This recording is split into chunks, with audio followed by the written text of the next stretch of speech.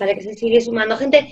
Bienvenidos a todos. Yo creo que me conocéis todos, pero bueno, por si acaso, yo soy Miriam Ruiz, soy entrenadora del Club de Esgrima de Madrid y hoy estoy presentando esta charla que vamos a tener sobre psicología del deporte. Bueno, para empezar quería hablar un poco de las normas del debate, porque la idea un poco es que vaya a ser un debate, ¿vale? Eh, Todos los micrófonos, para no interrumpir a los dos ponentes, os agradecería que estuvieran en silencio y cuando queráis comentar o preguntar o decir algo, lo podéis hacer a través del chat o podéis levantar la mano. En la barra de abajo hay un icono a la derecha del todo que pone reacciones, entonces podéis levantar la mano o lo que queráis y se os irá dando paso, ¿vale?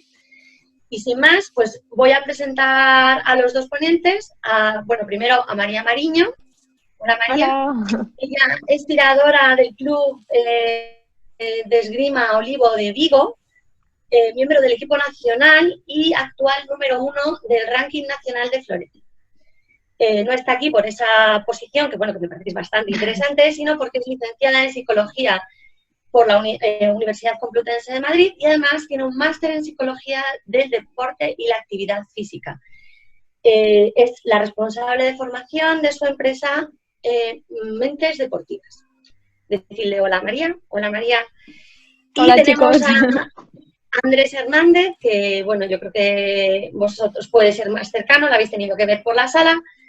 Es miembro de nuestro equipo de competición, graduado en INEF, miembro del equipo nacional de sable, árbitro internacional al sable y finalista en el Campeonato de Europa Junior de hace un par de años, ¿no, Andrés?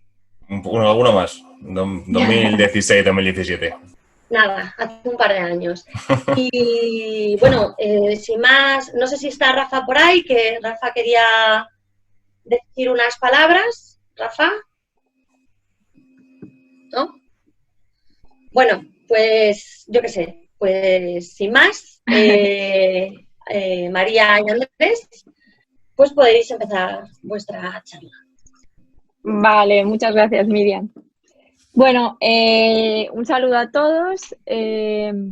Yo quería deciros sobre todo que creo que lo más interesante de hoy es que esto no se quede un poco en una chapa que os soltemos nosotros, sino que podamos ir todos participando y que seáis vosotros también los que nos digáis un poco qué cosas os interesan más, qué dudas tenéis, qué cosas podemos hablar, porque creo que así es más interesante para todos, ¿no?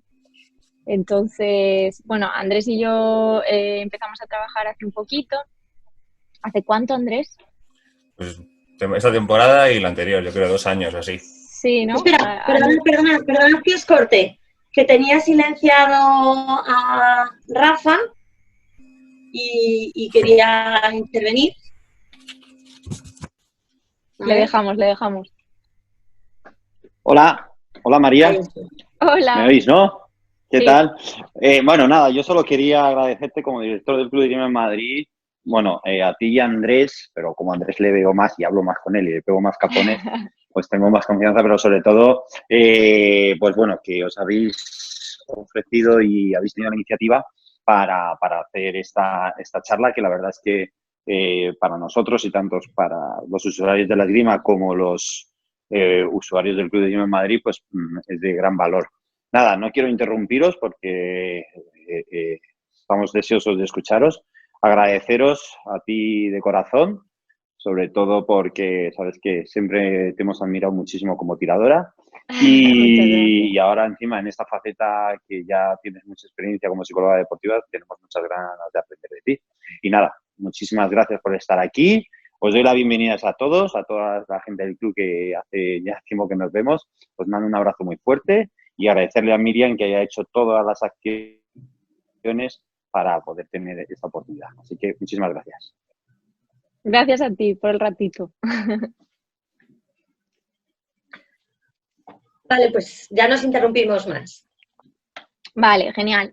Nada, yo estaba diciendo eso, que con Andrés hace aproximadamente pues, año y medio, 2 años que empezamos a trabajar Y bueno, yo ahora quería contaros un poquito qué es realmente un psicólogo del deporte, porque a veces hay mucho mito alrededor de esto, ¿no? Pero creo que también es interesante que el propio Andrés os cuente un poco desde su experiencia, a lo mejor qué fue lo que le animó a él a empezar este trabajo y qué cosas cree que son más interesantes. Así que Andrés, te dejo que cuentes tú un poco. Bueno, yo llevo con psicólogo un poco desde que empecé mi etapa cadete. He tenido más psicólogos aparte de María.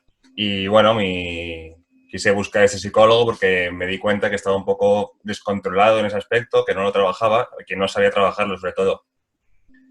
Tuve varias competiciones que sentí que no era capaz de controlar pues, mi estrés, mi miedo a perder y que eso que hacía que mi rendimiento no fuese bueno, que además de no disfrutar en las competiciones, pues que hacía que no podía conseguir mi objetivo en esa competición de resultado.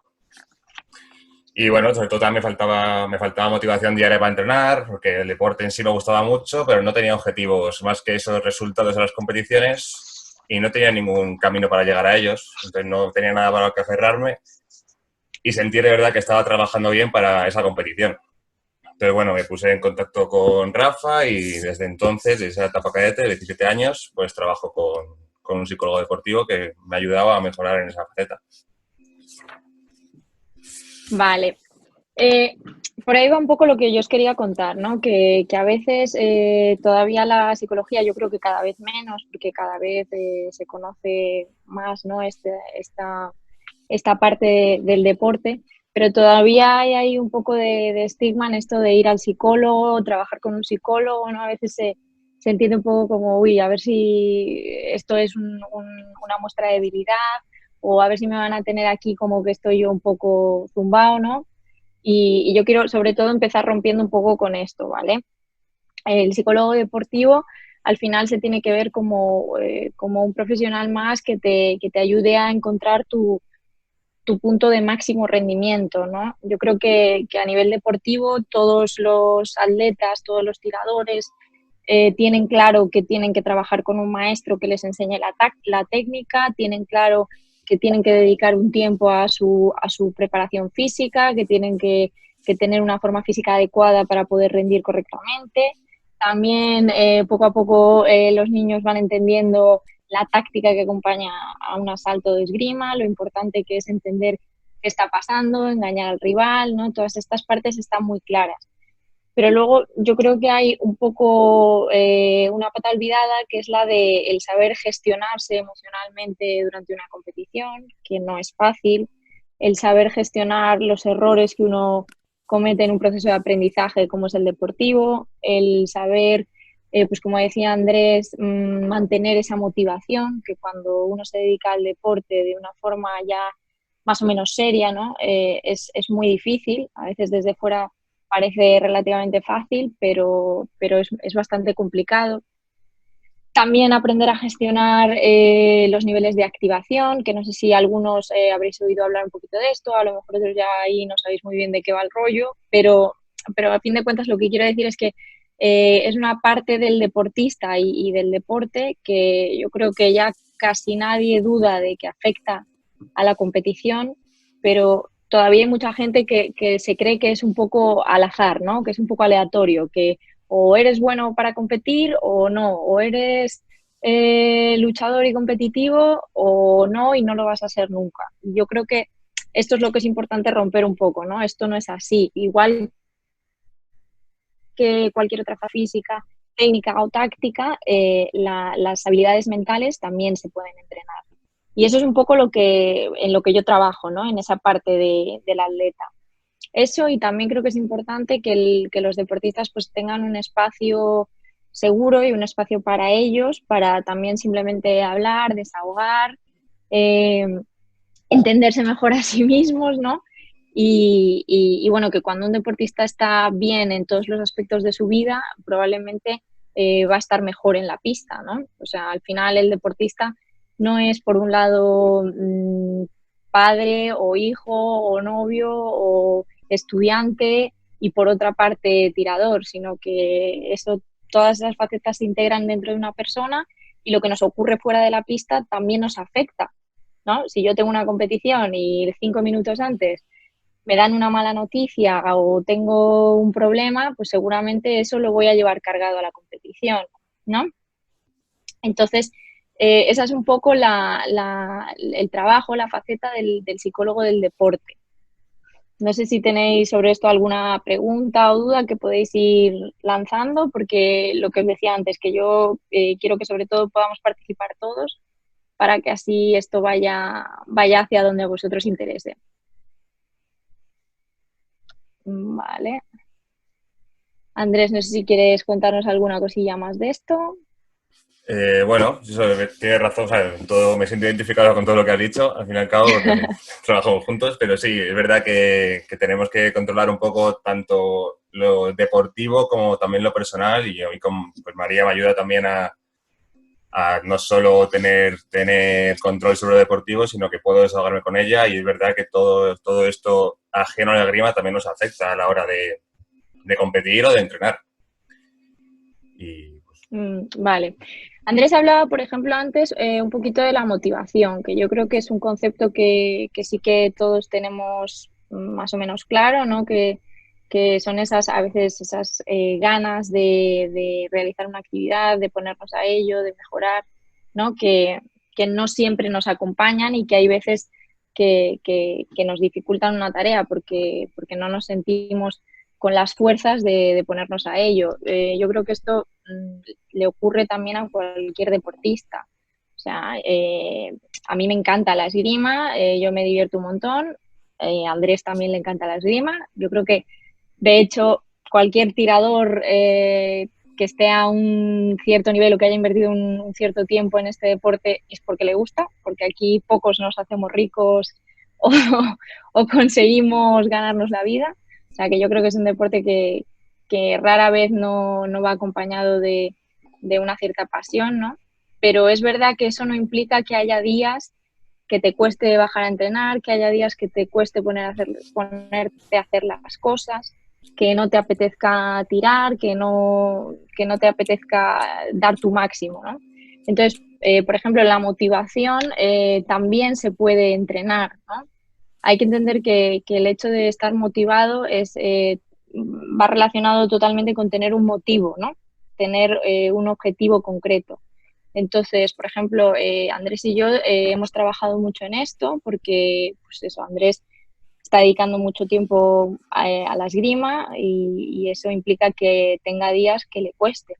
Entonces, una de las cosas que hemos ido trabajando y que creo que también es importante que todos tengamos es el hecho de tener objetivos diarios, objetivos de entrenamiento, más allá de los resultados en las competiciones y de los objetivos que a largo plazo quiere llegar a conseguir a nivel de resultado. Es importante que tengamos nuestros peldaños marcados, ¿no? Para llegar yo siempre pongo un ejemplo muy tonto y es que si yo quiero llegar, pues si yo quiero ir a casa de Andrés, con pensarlo muy fuerte y desearlo mucho, pues no voy a llegar. Sin embargo, si me concentro en el camino que tengo que recorrer, los pasos que tengo que dar, pues tengo más posibilidades, ¿no? Esto es lo mismo. Muchas veces nos concentramos muy fuerte en que quiero ganar una competición, pero no sabemos ni cómo vamos a hacerlo. Entonces, el hecho de tener objetivos diarios pues nos va a ayudar a mantener esa motivación, porque cada vez que llegue a entrenar sé que estoy trabajando algo concreto, sé que voy a mejorar algo concreto ese día, ¿no? Y no algo tan distante como una competición, tan incontrolable como un resultado. Esto, Andrés, ¿cómo lo has vivido tú un poco? sí, yo, bueno, desde que trabajo con María, como que ese concepto de motivación como que tengo que cambiarlo, porque al final mi motivación siempre ha sido las competiciones, los resultados, el ganar la medalla y yo creo que ese era mi principal problema, que me centraba mucho en la competición, si no salían bien las cosas de la competición, todo se desmoronaba, no pensaba en el camino que había realizado. Y un poco lo que he cambiado en ese aspecto es como que ahora la motivación lo busco en cosas diarias. Busco motivarme con lo controlable de cada día, porque al final mis problemas eran pues un árbitro que para mí había dado mal una acción, que es una cosa que no puedo controlar, que haya días que, bueno, como esto sabemos que no nos da dinero y todo esto, pues tenemos que estudiar y mis compañeros tenían que estudiar, pues a lo mejor había días que no tenía el nivel necesario en la sala o que entrenaba yo solo. y eso pues me motivaba. Ahora, después de este trabajo que acabo con María, estoy intentando sacar lo positivo de estas cosas y aprendiendo a trabajar de otra forma. Si tienes objetivos por sesión, aunque no tengan a tus compañeros, te vas a ir de ese entrenamiento pensando que has podido mejorar en algo, aunque no hayas tenido todo lo que nos gustaría. Ahí ha comentado Andrés otra cosa que yo creo que también es interesante que vayamos entendiendo, ¿no? Ha hablado indirectamente de un poco del foco atencional, de la atención, de la concentración y a dónde la dirigimos, ¿no? Esta es otra de las habilidades mentales que influyen sí o sí en un asalto de esgrima, en nuestro deporte, ¿no? El tener esa capacidad de concentrarte y el tener tu atención bien focalizada es clave, ¿no? Para poder rendir adecuadamente en un asalto de esgrima. Ha hablado de controlable e incontrolable. Yo creo que este es el tema uno del foco de atención, ¿no? Creo que es básico el entender que al final dentro de nuestro deporte hay muchas cosas que vamos a poder manejar nosotros, pero hay tantas otras que no van a depender de nosotros. Entonces, cuando nosotros aprendemos a concentrarnos y a prestar atención y a intentar cambiar o manipular aquellas cosas que dependen de nosotros, vamos a ganar en muchos aspectos, ¿no? Vamos a estar controlando la situación, vamos a sentirnos más seguros de nosotros mismos, vamos a sentirnos más capaces de manejar, de mejorar o de cambiar lo que está ocurriendo para llevarlo a donde nosotros queremos y sobre todo vamos a evitar un gran enemigo de cualquier tirador de esgrima, ¿no? Que es la frustración. ¿Por qué? Porque la frustración aparece, aparece muchas veces, pero una de ellas es cuando estamos intentando manejar cosas que no dependen de nosotros, ¿no? Que en la esgrima hay tantísimas. Por ejemplo, lo que comentaba Andrés del tema del arbitraje. En nuestro deporte el árbitro tiene un papel clave, ¿no? Pero no es algo que vaya a ser manipulable por nosotros, es algo externo. Entonces, todo el tiempo que yo dedique a concentrarme y a intentar manejar esto que no voy a poder, porque al final el árbitro va a tomar la decisión que él considere, independientemente de mis rabietas, pues va a ser tiempo perdido de asalto y va a ser tiempo que haga que mi frustración me descontrole, ¿no? Entonces, el tema de pues aprender a qué cosas es interesante prestar atención y a qué cosas es productivo, sobre todo hablando de rendimiento deportivo, ¿no? Prestar atención creo que es algo que también es muy interesante trabajar y muy importante para el deportista. Para su salud mental a nivel de poder disfrutar de lo que está haciendo, ¿no? Y para su efectividad en la pista. Para ambas cosas es importante esto. Entonces, Andrés, pregunta de examen. ¿Qué cosas hay controlables en la esgrima? Pues la más importante, tu rendimiento, que al final es tu forma de entrenar, al final, tus entrenamientos, tus objetivos de entrenamiento y, no sé, un poco la gente que te rodeas, lo que quieres aprender de cada uno y... ¿He probado? No sé. Sí, más o menos le damos el aprobado. Sobre todo, yo siempre lo englobo en 4 cosas, ¿no? Que es muy fácil pasarse el filtro cuando uno esté pensando, esto lo puedo manejar yo, depende de mí, no depende de mí. Y al final, hay 4 patas controlables en el deporte, ¿no? Pues como una mesa para que un deportista sea equilibrado y sea completo, necesita tener un poco manejados o un poco formada su pata técnica, táctica, física y mental, ¿no? Ahí es cuando un deportista va a ser realmente fuerte a todos los niveles, ¿no? Cuando tenga buenas habilidades técnicas, cuando tenga buen repertorio táctico, cuando sepa gestionarse mentalmente en la competición y en su día a día, sobre todo es importante, y obviamente cuando tenga unas capacidades físicas que le permitan llevar a cabo todo esto, ¿no? Entonces, pues eso, el tema de controlable e incontrolable, pues es bastante fácil de recordar y yo creo que ya es una pequeña ayuda para llevarse a la pista, ¿no? A la hora de hablar de dónde queremos tener el coco. Luego, también estábamos hablando antes de la frustración y la frustración no deja de ser una emoción, ¿no? No sé si alguno tenéis un poquito de pues poco a poco vamos sabiendo un poco del tema de la gestión emocional, de las emociones, pero creo que también es algo importante para un deportista, para un tirador, porque creo que la competición está sí o sí ligada a las emociones, ¿no? ¿Qué tipo de emociones aparecen en tus competiciones, Andrés? Sobre todo frustración, como siempre. Al final de perder o ganar, miedo. O sea, ira a lo mejor, ¿no? Con el árbitro, con el tirador. Euforia. Euforia muchas veces incontrolable. Ansiedad de hacer las cosas. En mí, sobre todo, ese miedo a perder y esos nervios, esa ansiedad. Sí, yo creo que los nervios sobre todo y ese hormigueo en la barriga cuando uno tiene que empezar a ponerse en guardia es lo que a cualquier tirador se va a sentir identificado, ¿no? Porque yo siempre digo que si te pones en guardia y no sientes nada, cámbiate de deporte porque esto no te va, no es lo tuyo, no te mueve nada, ¿no? Creo que es importante también, hablando de emociones, sobre todo desdramatizar este contexto, porque muchas veces parece que las emociones son malas, que si siento nervios ya es un problema, no voy a tirar bien, tengo miedo, estoy tenso, ya verás que no me va a salir. Y yo creo que para nada debemos de hacer esta lectura, ¿no? Sino entender que las emociones forman parte de la competición, sí o sí. Y lo que decía antes, si no aparece en alerta porque esto ya no es lo que nos mola. Y las emociones siempre tienen un papel, ¿no? Un papel adaptativo y un papel de supervivencia. Aparecen ahí para decirnos algo. Aparecen los nervios para mantenernos alerta, para mantenernos activos, para poder enfrentarnos a esa competición, ¿no? Mientras esos nervios o esa ansiedad, ese miedo, esa emoción que nos esté acompañando, la tengamos a raya, ¿no? Es decir, sepamos que está ahí, pero podamos manejarla, no hay ningún problema. Los problemas vienen cuando esa emoción se pasa de vueltas, ¿no? Se dispara y ya no nos deja tener el control sobre nosotros mismos, sino que esa emoción actúa sola, ¿no? Ahí vienen los problemas, cuando ya no son hormigueos en la barriga, sino que son unos nervios que me tienen clavada en la pista y no me dejan casi ni respirar, ¿no? Ahí sí viene un problema.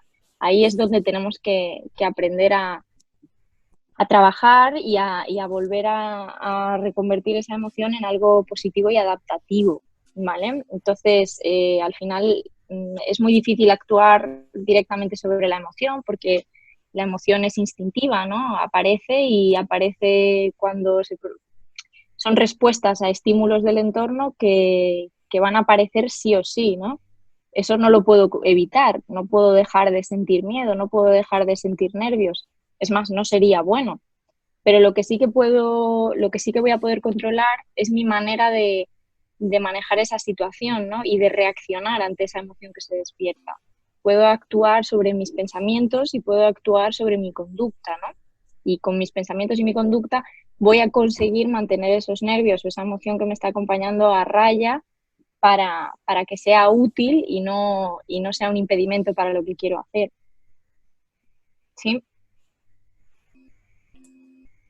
Bueno, yo eso, te quería decir también que a partir de trabajar con María también tuve que cambiar un poco ese concepto en cuanto a las emociones. Yo le decía, joder, María, quiero trabajar, no estar nervioso en una competición, no tener ese miedo a perder y poder fluir y hacer la esgrima que a mí me gusta.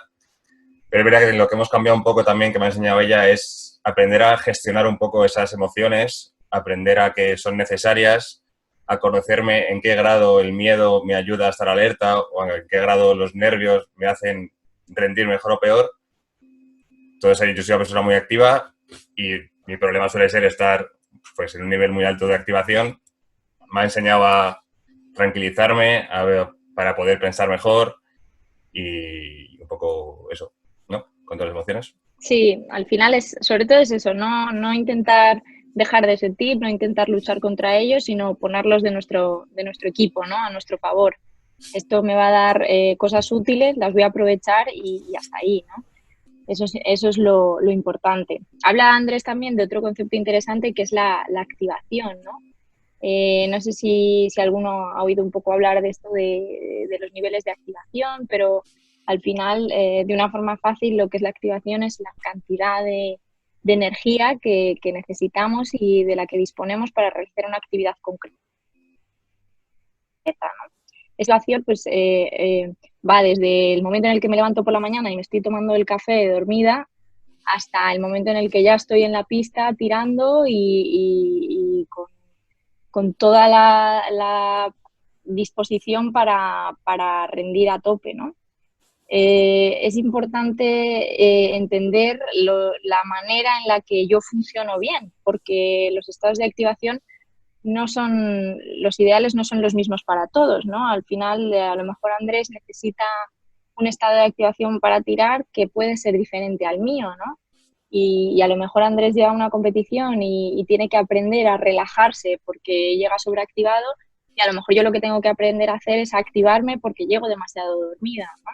Entonces, en el tema de la activación, lo que es básico es que nos conozcamos a nosotros mismos, que aprendamos a entender la información que nos da nuestro cuerpo y a saber cuáles son las condiciones en las que yo voy a funcionar mejor, ¿no? Y a partir de ahí ya empezar a trabajar. Me había dicho Miriam que habían mandado por ahí alguna pregunta acerca de la música que se escucha en las competiciones y demás. Tú, Andrés, por ejemplo, ¿qué escuchas en una competición o en un calentamiento?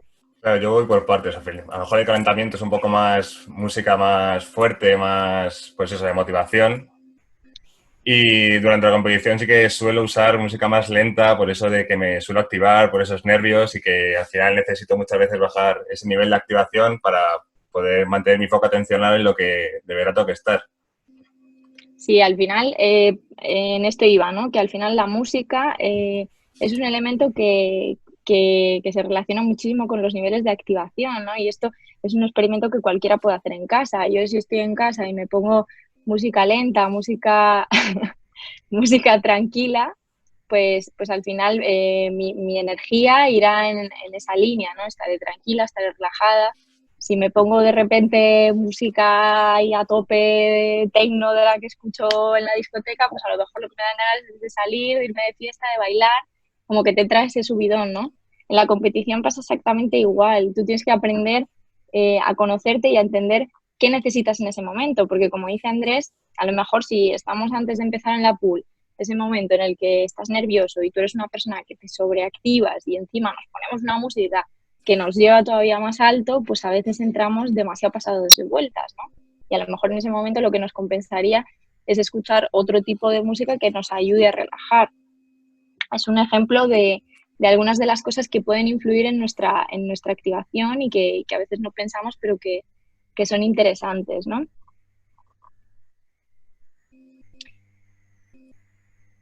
Dime, Miriam. Que no sé si quiere.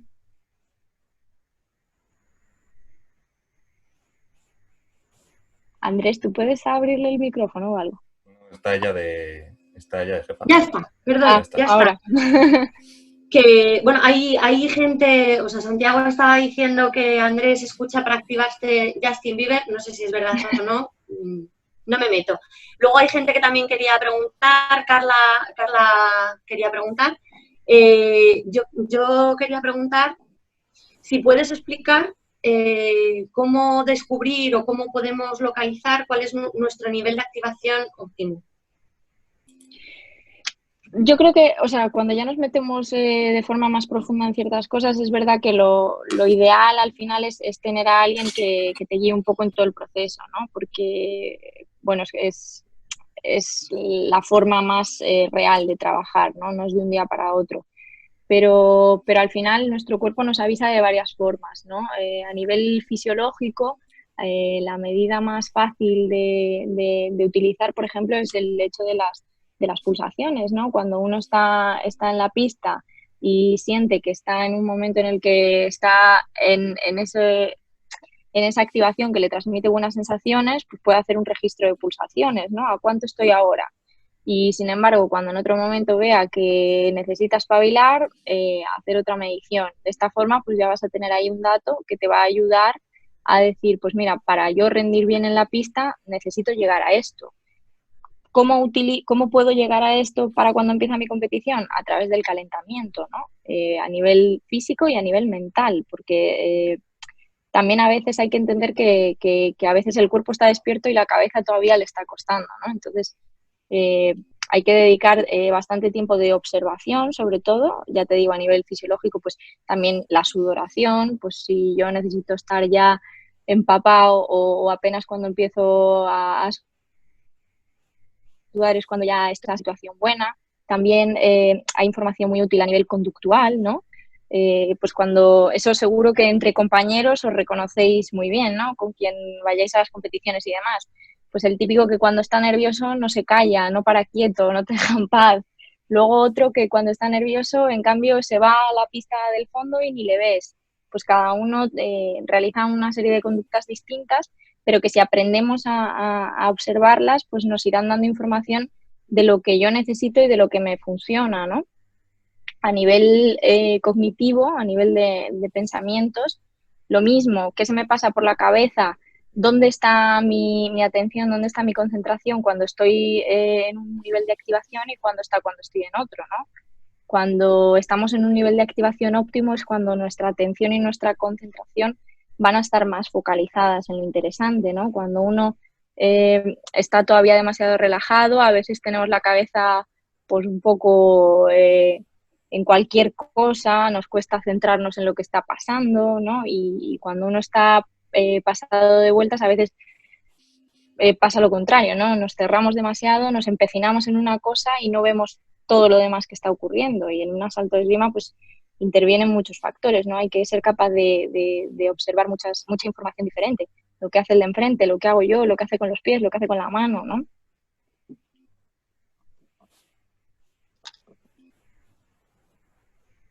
No te escuchamos, Miriam.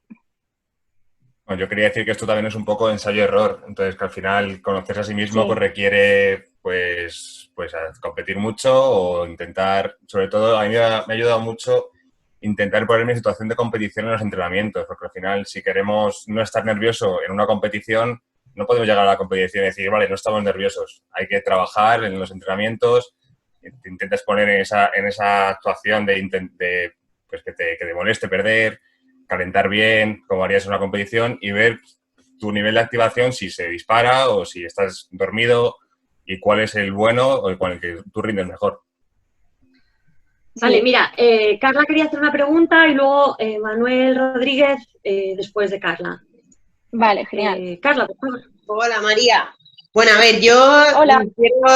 quiero hacer una pregunta, quiero hacer un par de preguntas, pero a otro nivel en el sentido de que yo no compito, ¿vale? Yo mis competiciones en el club pues son la pool del jamón o la pool de turno, ¿no? Que son más pachangas, por decirlo de alguna forma, pero bueno, para nosotros es lo que se podría equiparar a una competición vuestra, ¿no? Entonces, bueno, Sí. yo tengo un par de preguntas, son más dirigidas hacia la gestión de las emociones. Y bueno, me ha surgido la pregunta cuando habéis hablado del tema de los objetivos para motivarse, ¿no? Que ha estado diciendo Andrés, pues que bueno, pues para él era ganar, el tema de la competición, etcétera. Entonces, bueno, en nuestro caso es verdad que yo comparto con algunos compañeros de clase que al final, por suerte, nuestro club pues tiene eso, ¿no? Tiene gente que compite, que es un nivel súper pro, y gente que vamos pues porque nuestra motivación, o por ejemplo yo hablo por mí, pues para mí mi motivación es hacer un deporte que me gusta, que me llama la atención, compartir mi tiempo con mis compañeros que son brutales, con Miriam, etcétera. Y claro, mi objetivo, pues un poco, por decirlo de alguna forma, choca en esas pools que jugamos o que cuando tiramos en esas pequeñas competiciones con gente que se toma esas competiciones como si fuera pues el campeonato del mundo, ¿no? Entonces, mi pregunta en ese caso es un poco cómo controlar esa situación, ¿no? O cómo gestionar esas emociones cuando te encuentras enfrente con un tirador que es igual de respetable, o sea, no digo ni que uno sea mejor ni que otro sea peor por ir a divertir o a ganar el jamón de turno o el queso, ¿no? pero ¿cómo gestionas el tomarte una competición de distinta forma que el otro tirador? No sé si me explico y me entiendes. Sí, Eso sí, sí. por un lado sería esta pregunta, y por otra, que también va relacionado con la gestión de emociones, pues muchas veces nos pasa que en las propias clases, ¿no?, nos encontramos tirando con gente con la que no nos gusta tirar. En una competición, obviamente, incluso me imagino que os pasará más porque os conoceréis perfectamente, pero bueno, hay gente con la que no te gusta tirar, pues por lo que sea, porque tira que se piensa que porque da más fuerte puntúa más o por lo que sea, ¿vale? Entonces, bueno, mal comparado, yo a nivel laboral sí que lo equiparo mucho.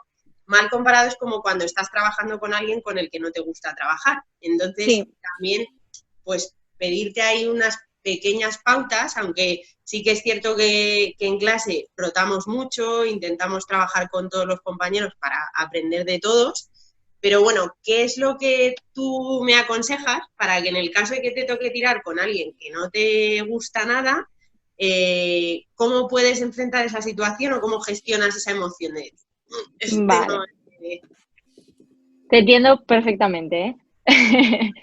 No, sobre todo lo primero que te quería decir es que me gusta que cuentes un poco tu punto de vista de la esgrima, porque bueno, al final ahora mismo estamos un poco contando Andrés y yo que estamos un poco metidos en la alta competición, ¿no?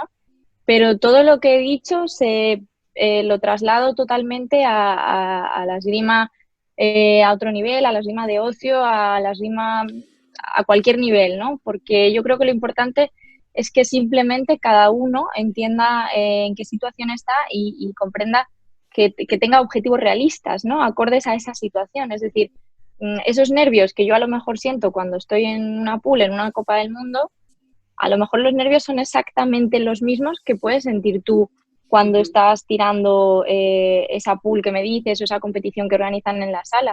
O sea, ¿las situaciones son distintas? Sí. ¿Lo que nos pasa por dentro tiene por qué ser distinto? No. O sea, tú tienes tus objetivos y yo tengo los míos, que no son los mismos, pero que sí que van a despertar el mismo tipo de emociones y de sentimientos, ¿no? Y eso es bueno, porque significa que al final, pues tú estás centrada en aquello que es positivo para ti, que te aporta cosas para ti y que es tu realidad, ¿no? Al final, qué es lo que te va, qué es lo que te va a aportar cosas, porque pues no tendría sentido pues que Andrés, por ejemplo, fuese a competir a una competición de, pues no sé, de ocio, de gente que lleva un mes haciendo esgrima, pues porque no sería interesante para él, ¿no? Pero a lo mejor tampoco sería interesante que a una persona que lleva un mes haciendo esgrima la metas en una Copa del Mundo, porque es que a lo mejor no se pone ni nervioso, porque va a decir, bueno, yo aquí es que no tengo nada que hacer, ¿no? Me pongo y ya está, lo que sea.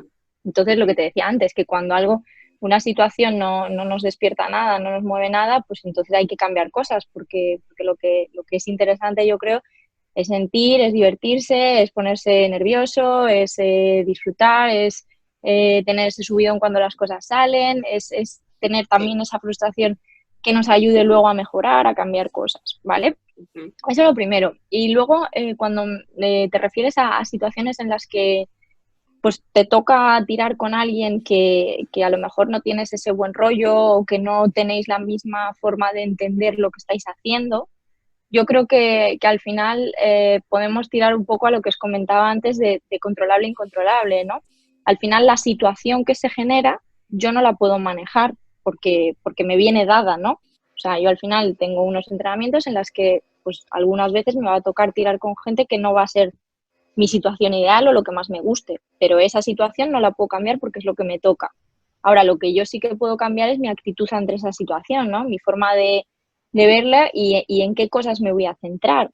Pues en este caso tendré que buscar qué puedo sacar yo positivo de esa situación. Por ejemplo, en la esgrima, el ser capaz de tirar con muchos tipos de atletas, porque al final la esgrima no es atletismo, ¿no? No es correr lo más rápido que se pueda, sino es adaptarse a lo que la persona de enfrente también está planteando y es súper importante, porque si yo voy a piñón fijo con lo que yo quiero hacer y el otro no está en ese baile, no va a salir bien. Entonces yo creo que al final siempre, igual que como dices tú en el trabajo, es buscar más bien las cosas que tenemos aún en esa situación y que nos van a hacer crecer a los dos, que va a ser pues intentar meter mis tocados, intentar centrarme en las cosas que quiero mejorar yo y que puedo hacer en este asalto, y lo que el otro esté pensando o intentando se queda en su movida y en sus objetivos, ¿no?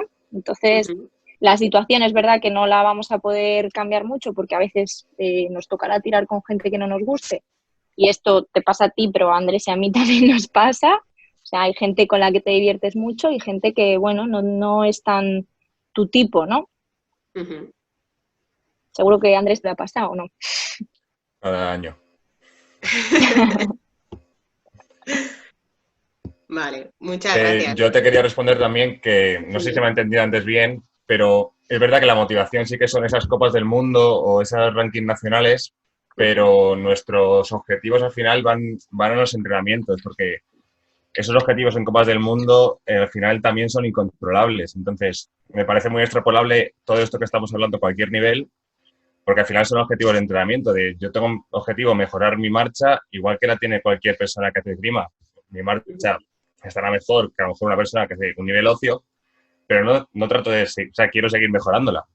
Por eso digo que al final los objetivos son para todos y para todas los niveles. Los niveles, ¿no? Sí. Vale, gracias, chicos. Vale, Manuel Jesús Rodríguez. Hola, buenas tardes. María. Hola, ¿qué tal? Mira, vamos a ver. Te quería comentar ahí una pregunta. Vamos a ver. Antes hablabas de a nivel de, bueno, de cualquier tipo de deportista, de 4 patas de una mesa, ¿no? Me refiero de esas 4 patas a la parte mental. Yo como conocedor de, bueno, y ex practicante de varios deportes, me llama mucho la atención es decir, el peso que tiene la parte mental dentro de la esgrima. Es decir, yo, por lo que he observado en campeonatos de España y Copas del Mundo, para mí es que es un 50%. Entonces, vamos a ver, el tema es el siguiente. En deportes colectivos, pues bueno, sí, también la parte mental es importante, pero siempre tienes el apoyo de tus compañeros, bueno, de otro tipo de gente. Pero en la esgrima, es decir, yo quizás lo equiparo un poquito, por poner un deporte que puede ser similar, pues yo veo el tenis, es decir, así una cosa similar, tan importante la parte mental, es que puedes estar en súper buenas condiciones físicas, técnicas, tácticas, pero se te va la cabeza y en 30 segundos has perdido un asalto. Entonces, quería que me explicaras por qué es tan importante y qué deportes tú ves que tengan la importancia similar a la esgrima. La parte mental, esa es la duda que tenía. Vale. Yo creo que al final los deportes individuales y los deportes colectivos en muchas cosas son mundos muy distintos, ¿no? En el caso de las capacidades o habilidades mentales,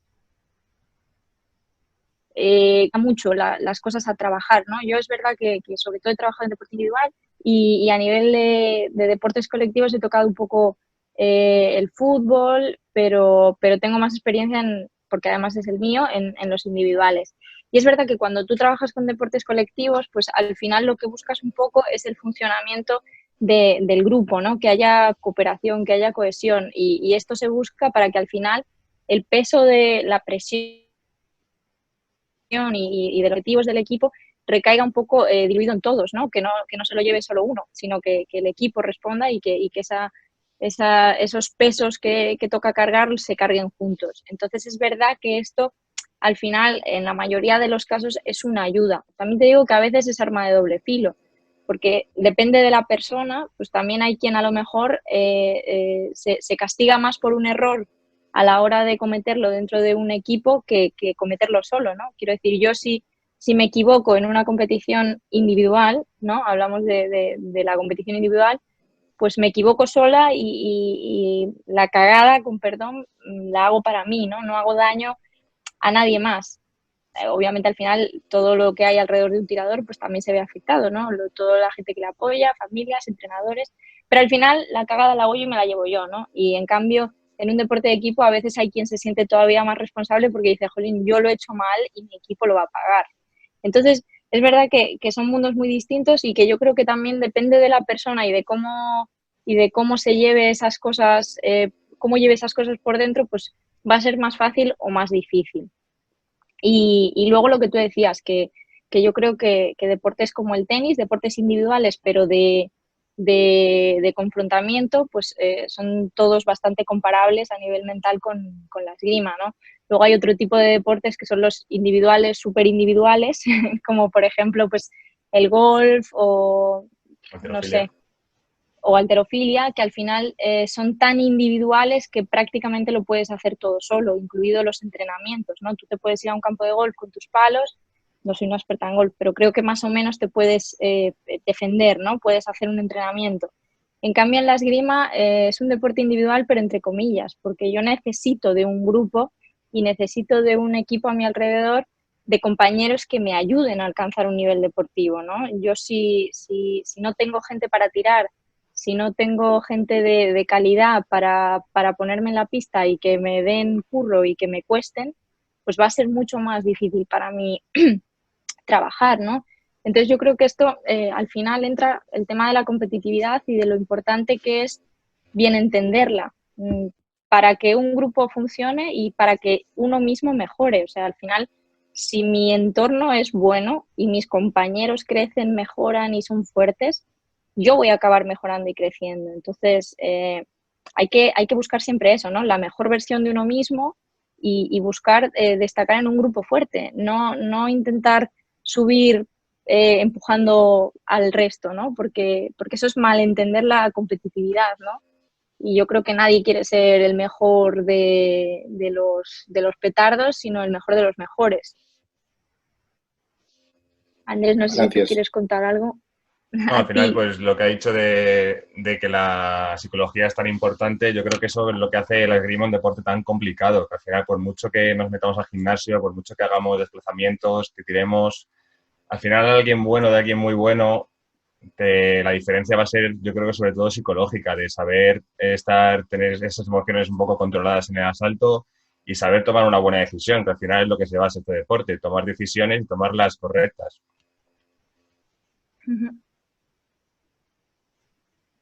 Muy bien, gracias. Gracias a ti, Manuel. No sé si alguien se anima un poquito a contarnos algo. Yo no sé activarte, pero Antonio.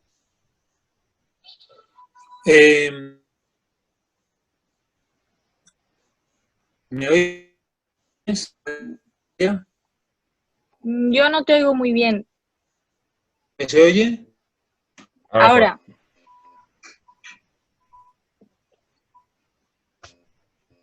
¿Ahora me oís? ¿Ahora? Sí, te escuchamos. Vale. Dos preguntillas. Bueno, yo hago esgrima desde los 13 años, ya soy mayor.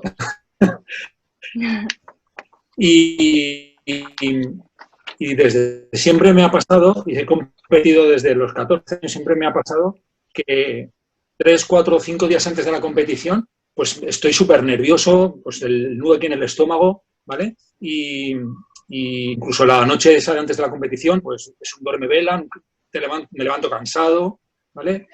Y luego, me ha pasado hasta ahora, ¿no? O sea, que me ha pasado toda la vida. Sí. Y luego cuando termina la competición, tardo 2, 3, 4 días en desconectar de ella, ¿vale? Siempre me acuerdo del último asalto, de qué podía haber hecho, de dónde me equivoqué, ¿no? Y hay veces que digo, bueno, estoy un poco obsesionado con este tema o es normal, ¿vale? Que me dijeras un poquito por ahí. Y luego, otro tema es, yo soy un floretista reconvertido a espada y ¿cómo es posible? En las competiciones de veteranos lo que hago es tirar florete.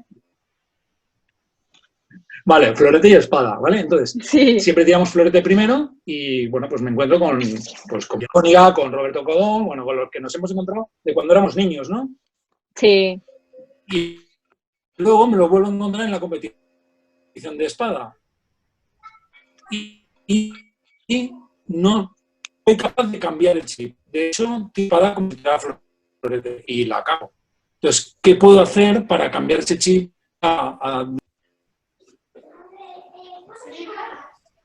Te escucho un poco regular, pero creo que al final lo que estabas preguntando era cómo era un poco el chip de una otra, ¿no? Sí, sí, efectivamente. Va por ahí, ¿sí? Sí, sí, sí. Vale, lo primero que me comentabas el tema de los nervios, sobre todo lo que decía antes, ¿no? Que yo creo que lo que sí que es básico y creo que es súper importante es que entendamos que yo creo que cualquier persona que venga vendiéndote conmigo no vas a volver a sentir nervios, no vas a volver a sentir miedo. Huye porque te va a intentar timar, o sea, eso es inviable, ¿no? Si esto te gusta y te divierte y te apasiona y te importa y te interesa, vas a ponerte nervioso y no pasa nada. Eso forma parte de la competición y del deporte, ¿no? Eso es lo primero. Y luego, es verdad que a mí me gusta trabajar ya pues de una forma, pues como con Andrés, ¿no? A largo plazo y demás, tirando un poco de la cuerda, ¿no? Muchas veces cuando esos nervios o esas emociones vienen de una forma tan desorbitada que a veces nos provoca ese malestar incluso días antes o hay gente que semanas antes, pues muchas veces vienen por ideas que hemos metidas, ¿no? en nuestra cabeza y porque al final hemos aprendido de una forma generalmente muy resultadista el deporte, ¿no? Cuando nuestro interés, nuestro foco solo está ahí y lo que tenemos es pues ideas como que soy válido si gano, si no gano soy un pringao y entonces eso son piedras que vamos teniendo en nuestra mochila y que nos hacen llegar a la competición con un peso extra bastante incómodo, ¿no? Entonces, cuando uno ya se pone a trabajar pues, de una forma seria, ¿no? Con un psicólogo del deporte, muchas veces el trabajo también es de ir tirando de la cuerda y ir descubriendo qué cosas a lo mejor hemos aprendido mal, no por culpa nuestra ni de nadie en particular, sino por experiencias previas, ¿no? Muchas veces nosotros a base de lo que vivimos, pues vamos desarrollando un carácter también a nivel emocional, ¿no? Si yo he tenido una mala experiencia deportiva y encima pues he sentido que ya han pensado que este no vale para nada, pues ahora ya el pánico que se me genera al pensar que puedo volver a cometer un error en una competición va a ser bastante grande, ¿no? Entonces yo creo que hay veces que cuando las cosas ya nos sobrepasan un poco, el trabajo muchas veces es de ir tirando de la cuerda y entender de qué manera estoy llevándome el deporte, ¿no? que me está haciendo sentir todo esto y ir viendo el caso particular de cada uno. Pero sobre todo eso, entender que las emociones forman parte de la competición. Y luego lo que me decías del cambiar el chip de un arma a otra, yo creo que el chip que tienes que llevar siempre es el del florete, que ese es el de la esgrima. No, estoy de broma. Pero al final es verdad que todas las armas... Todas las armas tienen sus peculiaridades, pero al final es esgrima. Y yo creo que si conseguimos centrarnos un poco precisamente en lo que está ocurriendo en el asalto a nivel táctico y a nivel técnico, más allá de qué metal tocado o no, pues seremos más conscientes de lo que estamos haciendo y seguramente irá mejor. Yo iría por ahí. No sé, Andrés, a ver qué te cuenta. Sí, un poco, yo trabajo con María sobre todo los temas de tiempos de descanso entre pool, directas, al final yo creo que es un poco equiparable al cambio de arma. Nosotros en Copa del Mundo al final estamos en un estrés muy grande y entre una pool y una directa hay que desconectar y hay que descansar y tomarte un poco pues lo que a ti te venga bien para después volver a concentrarte, pero es imposible estar horas y horas concentrado. Tienes que tener un poco pues ese poder de saber desconectar en cada momento, pues en tu caso, después de la competición de espada, salirte fuera, pensar en otras cosas para otra vez volver a conectarte para hacer la competición de florete o viceversa. Sí. Vale, venga, pues gracias, ¿eh? A ti. A ti. ¿Se me oye? Sí. Vale, me han mandado una pregunta por el chat porque alguien se le ha desconectado el teléfono y bueno, pues me la ha mandado. Y pregunta, Relacionado con el autocastigo, el rumiar una derrota, ¿cómo se aprende de una derrota? De esas derrotas que son como un trozo de palomita entre los dientes. Llegas con la lengua, pero no terminan de salir. Tener el lunes el entrenamiento a tope para intentar compensar o pasar página, como un cambio de etapa, como un reinicio. Oye, me ha encantado esta pregunta. Y lo de la palomita creo que Sí. estaba pensado ya, me parece a mí. Ha estado genial. Bueno, yo creo que el tema de la gestión del error es todo un tema, ¿no? O sea, hay mucho que contar de esto. Pero sobre todo, yo creo que tenemos que entender que cuando nosotros estamos en un proceso de aprendizaje o en un proceso de perfeccionamiento, un compañero que vamos a llevar siempre, absolutamente siempre, va a ser el error, ¿no? Entonces, en una vida deportiva, en una carrera deportiva, al final no dejamos de aprender nunca. Yo sigo aprendiendo, Andrés sigue aprendiendo y yo creo que cualquier deportista, número uno del mundo, sigue aprendiendo y sigue mejorando cosas, ¿no? Y Nadal comete errores, Gasol comete errores, o sea, absolutamente todos los deportistas y los grandísimos deportistas cometen errores.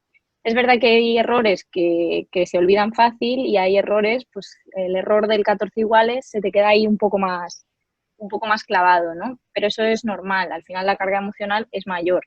Yo creo que lo que tenemos que hacer siempre es entender eso, que estamos en un proceso de aprendizaje y el error va a estar, y entender ese error como pequeños peldaños que nos van a ayudar a ir mejorando, ¿no? Cada error que yo cometo lo puedo traducir en un aprendizaje, ¿no? Siempre voy a tener algo que cambiar o algo que mejorar si he cometido un error, porque implica que algo he hecho mal y algo voy a poder hacer para corregirlo. Entonces, yo creo que la clave está en realmente entenderlo de esta manera y en entender que no va a ser el último, o sea que no perdamos mucho el tiempo en ese, que ya vendrá otro.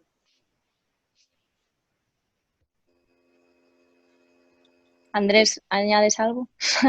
Bueno, que al final hay que familiarizarse con el error. Lo tenemos cada día en los entrenamientos y en cada competición que tenemos. Vamos a cometer mucho más errores que aciertos y más en un deporte como este. Y a intentar aprender de todos los errores, que es lo que creo que nos va a hacer mejorar. Analizarlos, saber analizarlos, y si sabes por qué has errado, va a ser mucho mejor para poder mejorar en tus entrenamientos y para tener objetivos. También, perdón que me vuelva a enrollar, pero a raíz de lo que ha dicho Andrés, también creo que es importante que utilicemos los entrenamientos, como ha dicho Andrés, para familiarizarnos con el error. ¿Por qué? Porque si yo estoy cometiendo errores en los entrenamientos, implica que estoy saliendo de mi zona de confort, que estoy intentando cosas, que estoy trabajando cosas nuevas, que me estoy enfrentando a retos que me lo ponen difícil, ¿no? Hay mucha gente que le tiene mucho pánico al error y para no equivocarse va a lo que ya sabe hacer, a lo fácil un poco, ¿no? Y eso a largo plazo es una equivocación, eso sí es un gran error, ¿no? Quedarme en lo que ya sé hacer, porque eso implica que no voy a avanzar. Entonces, el primer sitio donde tengo que estar cometiendo errores continuamente es en el entrenamiento, porque eso va a implicar que estoy cambiando cosas, que estoy mejorando, que estoy probando cosas que no sé hacer bien, que no se me dan bien, que estoy intentando mejorar, ¿no? Y además, el hecho de ganar experiencia con los errores va a hacer que luego sean más fáciles de masticar. Si yo estoy acostumbrado a estar en mi rincón seguro en los entrenamientos, haciendo A y B, que se me da muy bien, contra este y este, que los tengo machacados, pues no voy a estar acostumbrada a equivocarme y a cometer errores. En cambio, si me estoy enfrentando siempre a situaciones difíciles, cuando llegue a una competición y me vuelva a equivocar, pues diré, bueno, pues otro más, ¿no?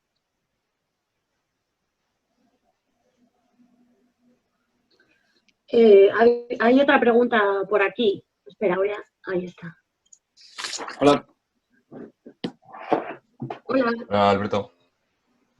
Hola. Básicamente, mi problema principal en la esgrima es el tema de la gestión de emociones, que cuando estoy en una competición, imagínate que empiezo la pool y tengo un par de saltos malos, me empiezo a paranoiar yo solo porque pienso que lo estoy haciendo pues fatal.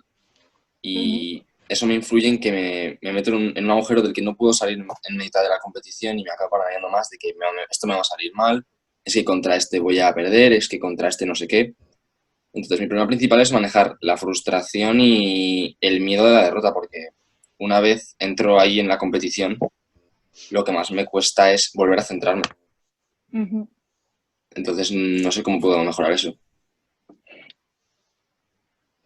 Vale, creo que esto que comentas es el hecho de entrar un poco en bucle, ¿no? Sí. Que es algo que yo creo que a todos nos ha pasado alguna vez, empezar con una cosita así y ir rumiándola hasta que ocupa todo, ¿no? En nuestra cabeza y en nuestro pensamiento. Yo creo que aquí lo que realmente funciona es el anticiparnos a ello, ¿no? O sea, si yo tengo una bolita de nieve, voy a poder hacer con ella lo que quiera. Ahora, si tengo una avalancha, me va a comer. Ahí ya poco margen de actuación voy a tener, ¿no? Entonces es importante intentar adelantarnos a esa situación, ¿no? Cuando empezamos a tener la bolita en la mano, decir, ojo, esto lo voy a mantener así. ¿Cómo lo voy a mantener así? Pues lo que os contaba antes, ¿no? Sobre las emociones es muy difícil actuar, ¿no? Esa emoción va a aparecer porque si las cosas no me están saliendo bien, pues es un estímulo para que mi frustración o mi ansiedad digan, hola, estoy aquí, y eso no lo puedo evitar, pero cuando me digan, hola, estoy aquí, sí puedo actuar sobre los pensamientos que estoy teniendo y que quiero tener y sobre el tipo de conductas, ¿no? Si yo empiezo a decir, pues es que estoy tirando fatal, es que no me sale nada, es que voy a perder, es que soy malísimo, pues obviamente eso cada vez será más grande, mi confianza será cada vez más mínima y las cosas no pintarán muy bien. En cambio, si yo digo, bueno, hoy no es el gran día, pero me pongo el casco de obrero, voy a intentar hacer cosas con las que me sienta seguro, toda situación puede dar la vuelta y cuántas veces hemos visto asaltos que parece que están cerrados y se pegan remontadas, ¿no? Pues esto es lo mismo. Una competición puede empezar horriblemente mal y de repente dar vuelco, encontrar las sensaciones y empezar y acabar muy bien, ¿no? Entonces, nosotros tenemos un poco el poder de decidir si la situación se nos escapa o no. Yo creo que ahí es donde hay que trabajar, ¿no? Cuando ya se nos ha escapado, complicado, pero hay que escuchar los avisos que nos van dando de uy, uy, uy, esto se me está yendo de las manos. Vale. Gracias. Sí, quiero hacer una pregunta a raíz de lo que ha dicho Alberto, que me parece muy buena pregunta. Si aprovechando que está uno de los entrenadores, bueno, ahora no, pero supongo que ahora vendrá, uno de los entrenadores justo de Andrés, si tú trabajas y cómo trabajas con los entrenadores junto con los deportistas, estrategias para justo ese momento que ha dicho Alberto de la has cagado en la pool y necesita, yo qué sé, pues como un seguro, un salvavidas con los entrenadores para rescatar. De hecho, voy a abrir el micrófono también de José Luis por si él quiere participar y comentar. Buenas, ¿se oye? Buenas. Sí, es que tengo problemas con los cascos. Que yo después de la charla lo único que quería decir es que... No, espera, que es que he hecho una pregunta. Se preguntaba si había Perdón, es que justo te digo que... Dime.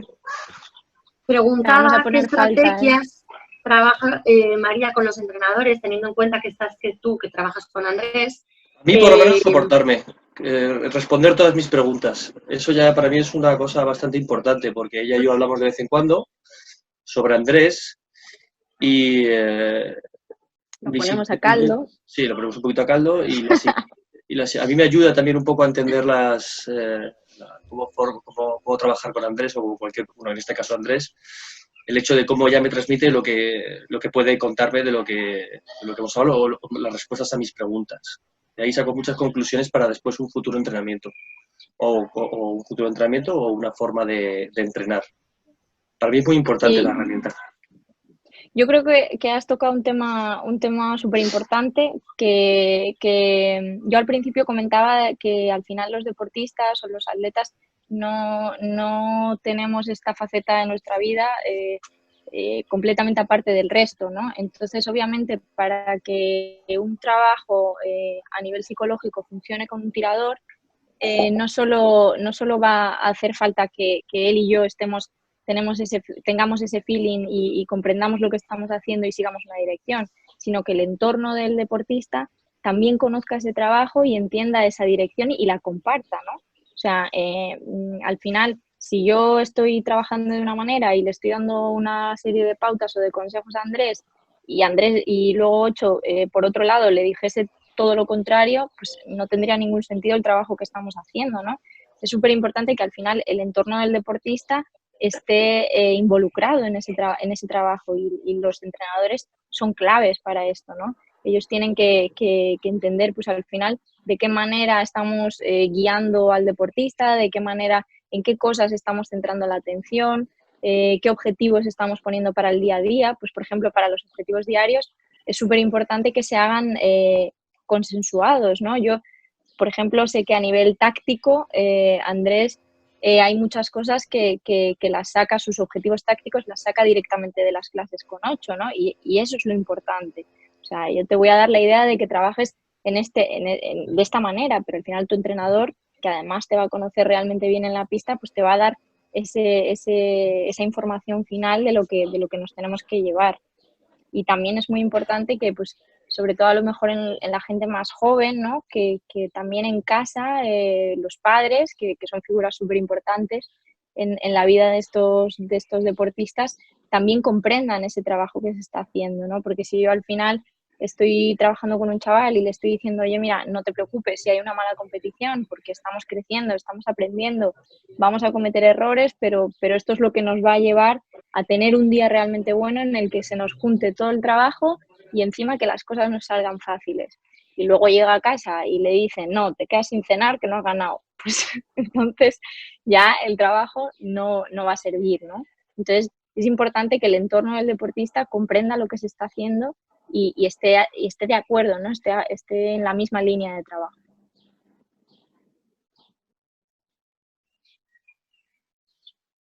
Y eso, lo que te decía María de estrategias de rescate, de... Ah, sí, perdona. Nada. Perdona que me enrollo yo sola y se me olvida la otra parte de la pregunta. Pues lo que te decía antes, ¿no? Que cuando las cosas ya se ponen muy negras es difícil ya actuar, pero aún así tenemos que tener un plan de emergencia siempre, ¿no? Para poder escapar de ciertas situaciones. Pues Andrés y yo esto es algo que tenemos bastante trabajado. Al final él conoce las situaciones que más carga emocional tienen para él y qué tipo de reacción le surge ante ellas, ¿no? Entonces, pues por ejemplo, el Los tema árbitros. de... Vale, me alegro de que lo digas tú, así no lo he dicho yo. Claro. Pues por ejemplo, el tema del arbitraje, ¿no? Que puede ser no solo Andrés, sino yo me incluyo.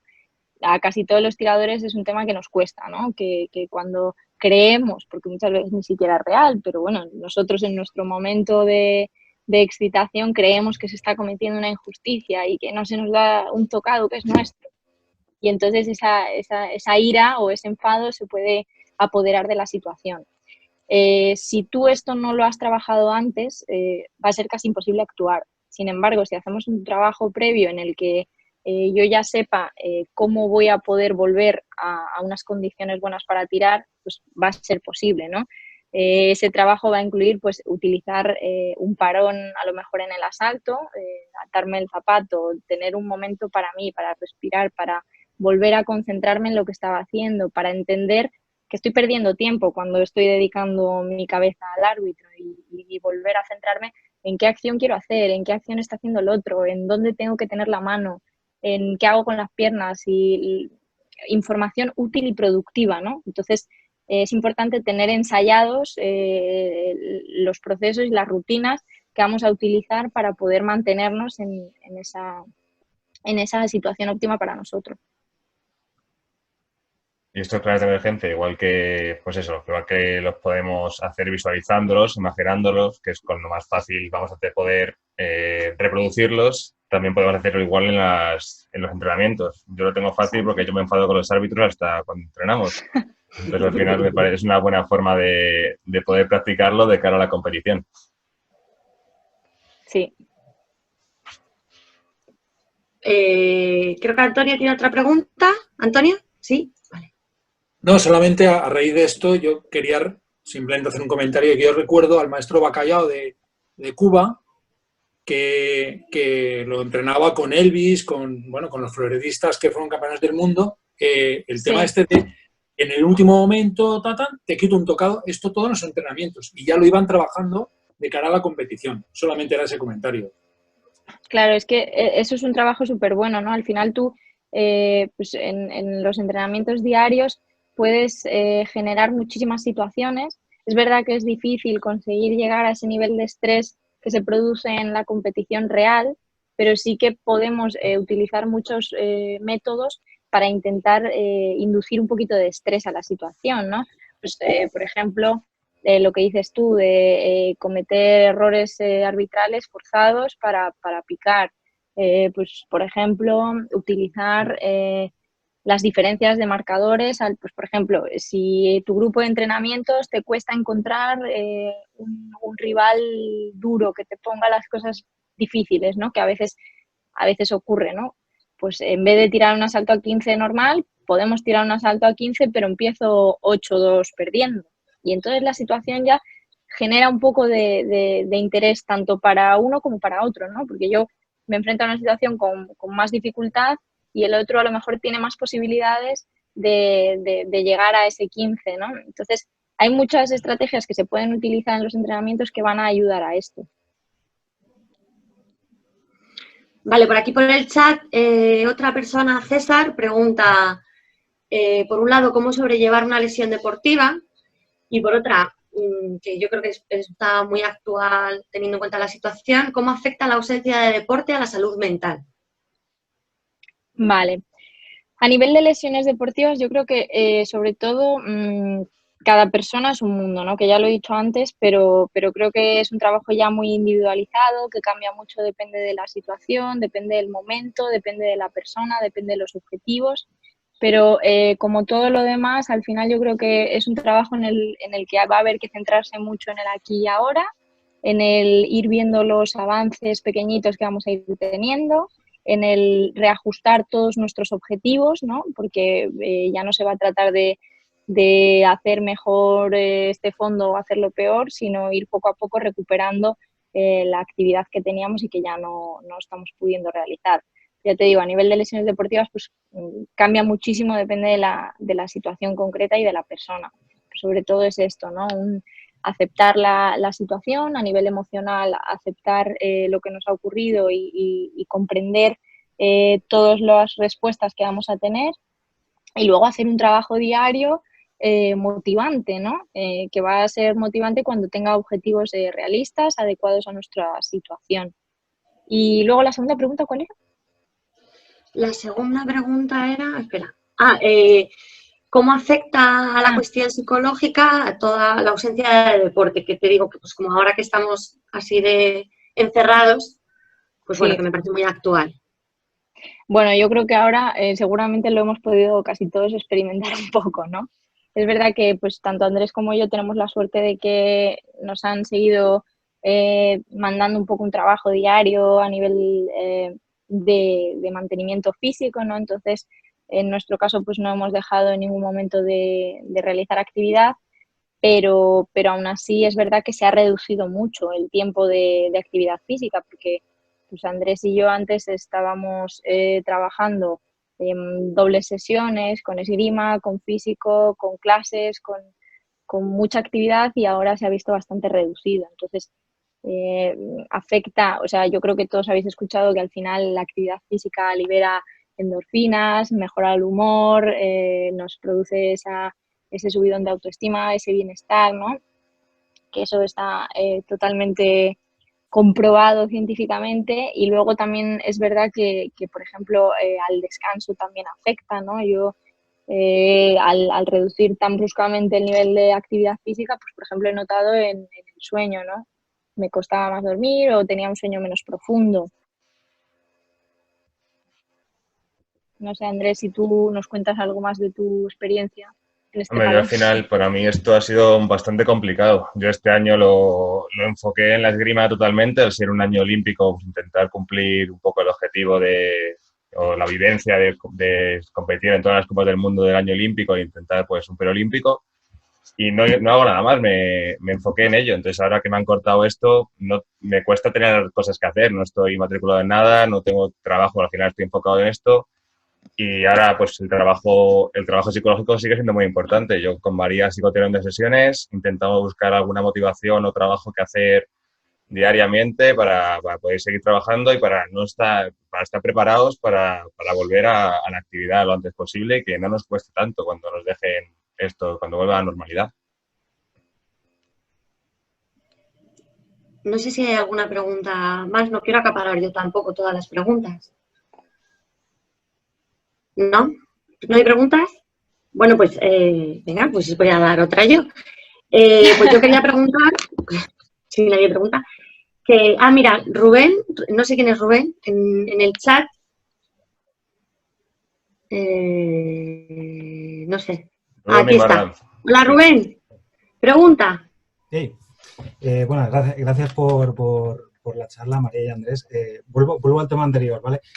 Yo sufro una terrible, pero terrible frustración por el tema del arbitraje, pero terrible. Y sé perfectamente que me saca totalmente de la situación. O sea, además es algo que ocurre, no hay ninguna... Entonces, sí quería preguntaros, aparte de que ya habéis dado un poco las directrices, que era lo que quería preguntar antes, ¿qué trucos concretos personales utilizáis vosotros? Si es que hay alguno, yo qué sé, os andáis al final de la pista o no lo sé, o pensáis en lo que sea. No sé, quería preguntaros qué mini truquitos utilizáis vosotros y que nos puedan guiar al resto para superar, digamos, este tipo de cosas. Justo somos dos personas, yo creo que tenemos esto bastante, que nos enfadamos bastante con el árbitro y somos bastante, no agresivos, pero que nos cuesta bastante. Sí, competitivos. Bueno, al final mi plan, pues tengo un plan de emergencia para ello, como hemos hablado para otras cosas. Y pues eso, intentar pensar qué es lo que nos vendría mejor hacer, no lo que nos saldría. ¿Y qué es lo que nos lleva mejor a nuestro rendimiento? Al final, si nos enfadamos con el árbitro, si nos enfocamos en él, dejamos de tener el foco atencional en el rendimiento, en ganar ese tocado. Entonces, bueno, mi truco es, pues como hemos hablado antes, generar ese tiempo, parar el asalto como podamos, por la media, enderezando el sable, gestionar nuestro nivel de activación, porque seguramente esté por las nubes y con ese nivel de activación no podamos tener ese foco atencional lo importante. Pensar en el tocado siguiente, incluso ser inteligentes en lo que está dando el árbitro, intentar que esa forma de arbitrar nos favorezca, adaptarse a ese árbitro y redirigir tu foco atencional a lo importante. Y al final, pues eso, centrarte en el árbitro no te va a ayudar en nada de nada. O sea, no es que te puede nada. Sí, yo creo que es importante, obviamente, pues por ejemplo, Andrés, lo que ha comentado, tiene un plan concreto para estas situaciones, que el hecho de ganar tiempo pues siempre te va a ayudar a volver a esas condiciones óptimas, pero creo que hay una parte que tú, por ejemplo, ya tienes hecha, que es entender que el problema es nuestro, ¿no? Porque muchas veces hay un primer paso que a la gente le cuesta dar, ¿no? Yo me incluyo siempre en estas cosas, pero es el de aceptar que a lo mejor no es el árbitro el malo de la película y eres tú que te estás obcecando en algo, ¿no? Porque eso a veces incluso nos cuesta entender que no, si yo no protesto es que es muy malo. No, igual tú estás dentro de una situación que no te está dejando ver exactamente cómo son las cosas y a lo mejor puede ser que incluso no tengas razón, ¿no? Y partiendo de eso y entendiendo que todo el tiempo que le dediques es tiempo perdido, pues yo creo que es la forma más útil de gestionarlo. Vale, gracias. Gracias, Rubén. Voy a dar paso a Joaquín, que ha pedido paso por el chat, y luego a Manuel. Joaquín. Vale, genial. Vale. Mi pregunta es que si a medio y largo plazo de los objetivos es más importante la constancia y esperar o estar motivado. Vale, no sé si he entendido muy bien. ¿Que si es más importante estar motivado o tener constancia? Sí, a largo o medio plazo. Vale. Yo creo que no es que una cosa sea más importante que la otra, ¿no? Yo creo que una cosa depende un poco de la otra. Para poder ser constante necesitamos encontrar una motivación. Si no estamos motivados con lo que estamos haciendo, es muy, muy difícil ser constante, ¿no? Estar motivados, no, lo que os decía antes, no implica que no vaya a haber días que nos cueste más, porque a mí me gusta mucho lo que hago, pero hay días que me quedaría en la cama durmiendo, ¿no? Sin embargo, yo sé que tengo motivos para hacer lo que hago, que tengo claro cuál es mi trabajo, que sé lo que quiero conseguir y eso implica que yo pueda ser constante, ¿no? Si yo no tuviese claro qué estoy haciendo, por qué lo hago, a dónde voy o por qué estoy yendo allí todas las mañanas y todas las tardes, el día que no me apetezca levantarme diría, pues no me levanto, ¿no? Porque ¿para qué? No me apetece, no voy. No, si tenemos las cosas claras y una motivación real y una motivación basada en una actividad diaria, pues esa constancia va a ser mucho más real y mucho más fácil de tener, ¿no? No sé si Andrés piensa otra cosa. Bueno, al final está claro que este trabajo es difícil ver los resultados a corto plazo. Es muy, muy, muy importante ser constante en tema psicológico, igual que cuando queremos mejorar los cuádriceps. Los trabajamos, pues esto es igual. Si queremos mejorar en nuestra psicología, tenemos que trabajar pues todos los días en los entrenamientos y ir mejorando en eso. Si al final un día estamos motivados y trabajamos la psicología, además de ser muy fácil, porque estamos motivados y todo sale bien, no va a servir si no seguimos ese trabajo. Sí, yo creo que hay una cosa que también es importante de la figura del psicólogo y es entender porque muchas veces nos pensamos que tenemos un problema, ya sea a nivel deportivo o a nivel de salud, y que con ir al psicólogo ya él se va a encargar de solucionarlo, ¿no?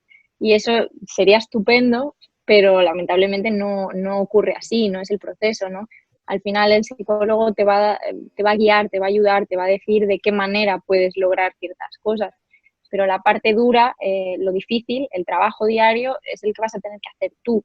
Entonces eso es importante también tenerlo claro, ¿no? Porque ya te digo que yo me he encontrado muchas veces con gente que se piensa que hacemos un poco magia, ¿no? Que yo te hago así y ya te vuelves un Superman que se gestiona perfectamente, que no se pone nervioso, que es el mejor competidor del mundo, y no así. Lo difícil es todos los días ponerte a trabajar y a mejorar los aspectos psicológicos. Que muchas veces no es muy divertido, también os lo digo.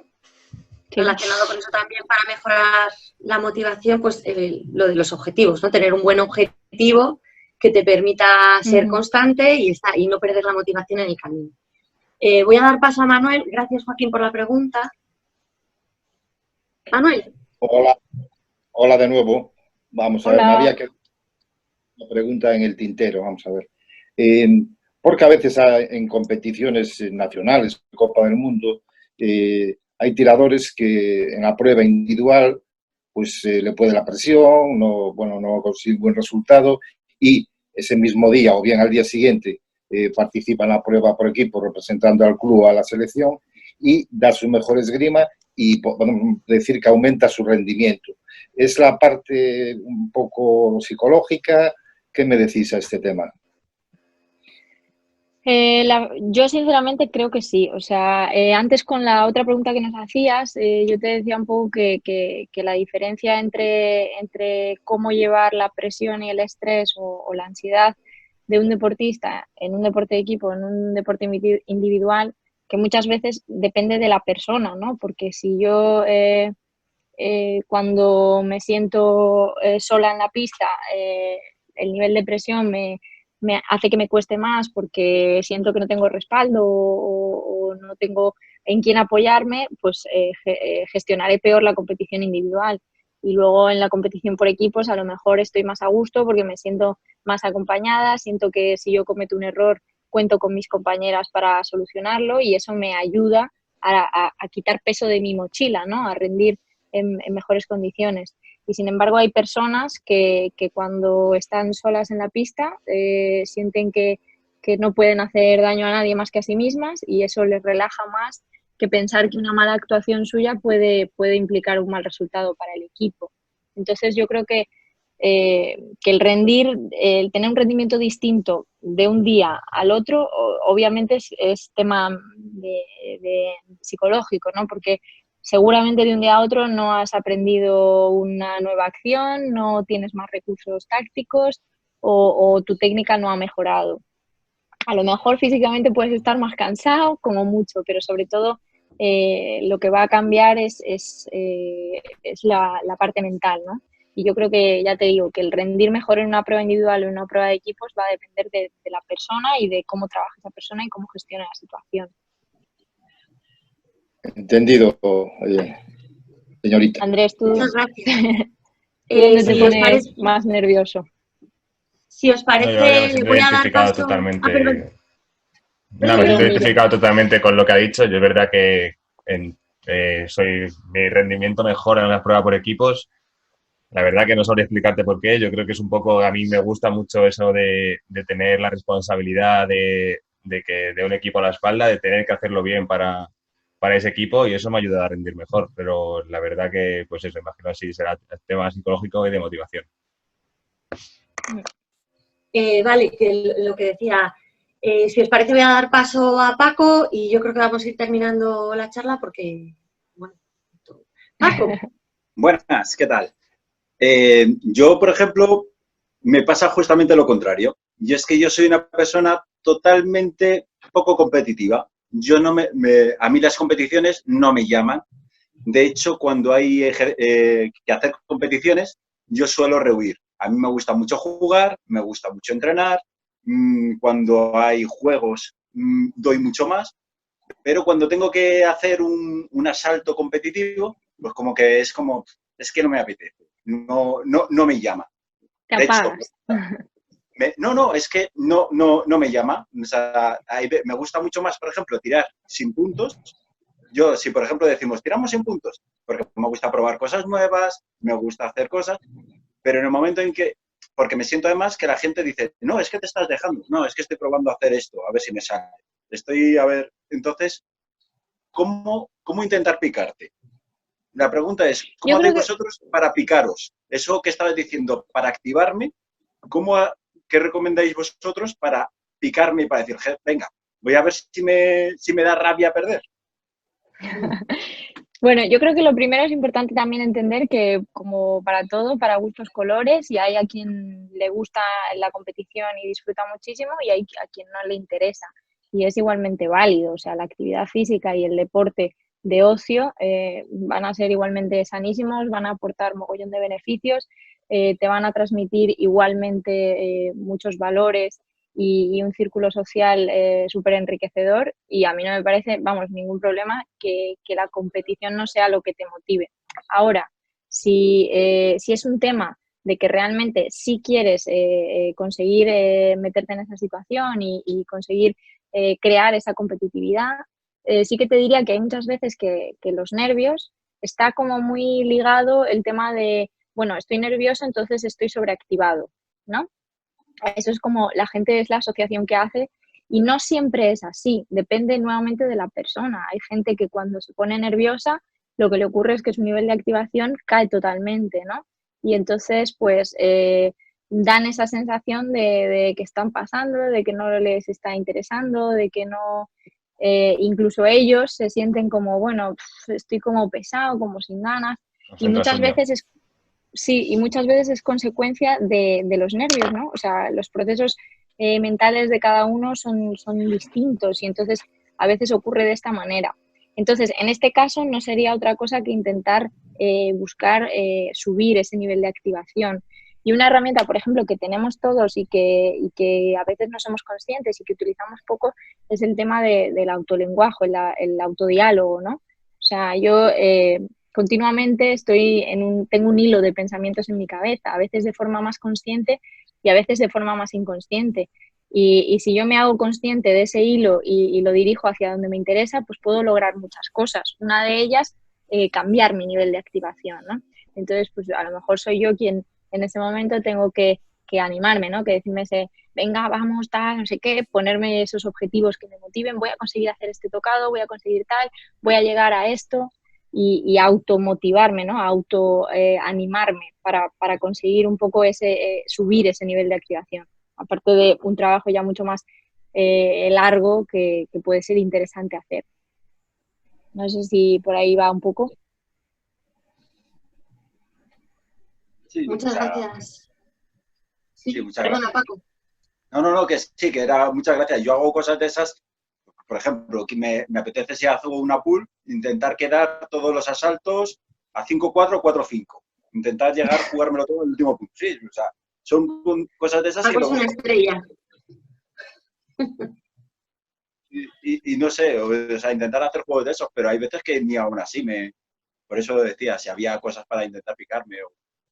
También es verdad que, por ejemplo, ahí te digo que siempre es más interesante. Ahí al final estás cometiendo ese error que cometemos todos, que es el de intentar controlar algo que regular va a depender de mí, ¿no? Porque el llegar a ese 5-4, ese 4-5 o ese 4 iguales, pues depende de lo que me salga, de lo que no me salga, de lo que haga el otro, de muchas cosas, ¿no? Entonces, a lo mejor la clave está más en intentar crear una situación concreta, preparar una acción, meter una acción concreta que sí que va a depender mucho más de ti, ¿no? Porque tú decides cómo mover tu cuerpo y ir hacia adelante, hacia atrás, parar cuarta, parar sexta, que el punto se produzca o no. Eso al final es consecuencia de un buen trabajo, pero sigue siendo incontrolable, ¿no? Muchas gracias. Bueno, pues yo creo que con esto vamos a ir poniendo fin a la charla. No sé, quiero daros paso primero a uno, luego al otro, para que, bueno, pues si queréis hacer una conclusión o queréis dar un mensaje a todas las personas que nos están viendo. Si te parece, Andrés, empieza tú y ya acabaríamos con María. Andrés.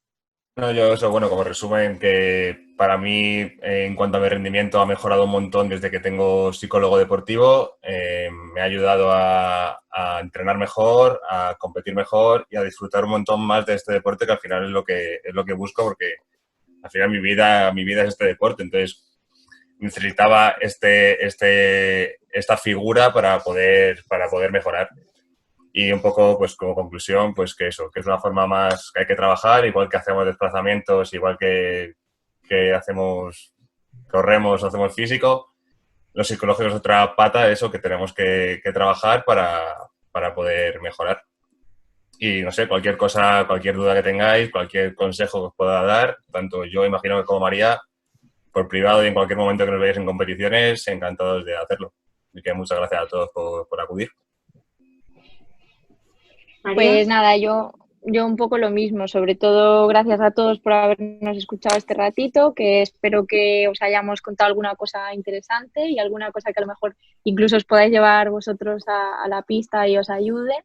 Y luego una cosa que decía Andrés que es muy importante, que pues eso, la figura del psicólogo está, aparte para buscar ese rendimiento máximo en un deportista, también para ayudarle a simplemente disfrutar al máximo de lo que está haciendo, ¿no? Porque yo creo que el vivir una carrera deportiva o la experiencia que te da el deporte tiene muchísimas cosas buenas que da pena a veces ver cómo mucha gente se las pierde porque no son capaces de disfrutar de lo que están viviendo, ¿no? Por todas las dificultades que también trae el deporte a nivel de presión, a nivel de estrés. Entonces yo creo que es interesante eso, que nos ayuden a ver hasta dónde podemos llegar y sobre todo también que disfrutemos de lo que hacemos. Vale, Rafa quiere decir unas palabras y... ¿Rafa? Sí, bueno chicos, nada, era para despedirme y volver a agradecer de corazón en mi nombre y en nombre de todos, yo creo que todos los asistentes que hemos estado disfrutando más de 1 hora y media de esta lección que nos ha dado María y que nos ha dado Andrés, sobre todo porque creo que el mensaje que nos ha trasladado es sobre todo de la importancia que hay con el psicólogo deportivo y la figura que se está introduciendo ya desde hace tiempo en este tiempo que vemos que los entrenadores, el triángulo que es entrenador, deportista y psicólogo deportivo realmente es muy importante y hace que el rendimiento de los deportistas suban. Creo que nos has dado una lección magistral, María. Espero que podamos disfrutar en el futuro de otra vez. Espero que te lanzo el guante de que cuando otra vez estemos todos juntos en nuestro club, invitarte a nuestro club para que sigas haciendo mención de ese buen nombre que nos ha transmitido Andrés, porque muchos de nosotros te conocíamos como la gran tiradora que eres, y la verdad, agradecerte de corazón, en mi nombre y en nombre de todos los usuarios que hoy han estado conectados de esta gran liga. Muchísimas gracias, Andrés y María. Gracias a ti. Gracias a vosotros. Bueno, pues lo dicho, muchas gracias a los dos. Ha sido una charla increíble. No dejéis de seguirles en las redes sociales porque podéis aprender un montón de ellos como tiradores y, bueno, de María como psicóloga, como deportistas y sobre todo como personas. Muchísimas gracias a todos y nos vemos en las pistas. Adiós. Muchas gracias, Miriam. Muchas gracias. Adiós.